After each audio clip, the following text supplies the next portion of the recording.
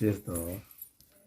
మాదిగవాణ్ణి భిక్షమెత్తుకునేవాడు డక్కలివాడు, డక్కలివాణ్ణి భిక్షమెత్తుకునేవాడు వీణెలవాడు, వీణెలవాణ్ణి భిక్షమెత్తుకునేవాడు మోగలవాడు, మోగలవాణ్ణి భిక్షమెత్తుకునేవాడు చెపల మూలవాడు, చెపలము గలవాడిని అడుక్కునేవాడు కులాస్తుడు, కులాస్తుని అడుక్కునేవాడు కులహీనుడు, కులహీనుని అడుక్కునేవాడు మైలపు చొక్క, మైలపు చొక్కాను అడుక్కునేవాడు చొప్పకంటివాడు, చొప్పకంటి వాడిని అడుక్కునేవాడు హింసహీనుడు, హింసహీనుని అడుక్కునేవాడు చెపలచోరుడు, చెపలచోరుని అడుక్కునే చెల్లెలు ఊర్వశి, ఊర్వశిని పొందినవాడు బ్రహ్మ, బ్రహ్మకు పుట్టినవాడు వశిష్ఠుడు, వశిష్ఠునికి కృతాయుగంబున హరిశ్చంద్రునకు గురువు, త్రేతాయుగంబున శ్రీరామునకు గురువు వశిష్ఠుడు, వశిష్ఠుని భార్య చండాలి, చండాలికి కుమారుడు శక్తి, శక్తి భార్య చపలాత్ముడు, చపలాత్ముని కుమారుడు పరశురాముడు, పరశురాముని భార్య కైవర్తి, కైవర్తి కుమారుడు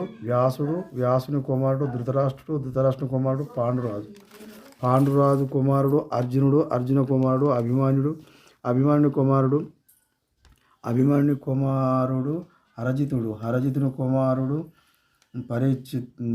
పరిశీలుడు, పరిశీలరాజు కుమారుడు నమాయి, నమాయి కుమారుడు నరవరేంద్రుడు, నరవరేంద్రుని కుమారుడు సారంగధరుడు. ఇక్కడి వరకు ఇచ్చిండు.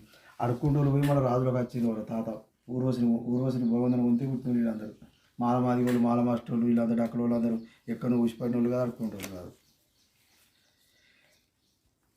రోజు మంచి మొదటి మన మాటలు వచ్చేదాకుండా కానీ అది కమ్మ ఎక్కడ ఉడికి నచ్చింది.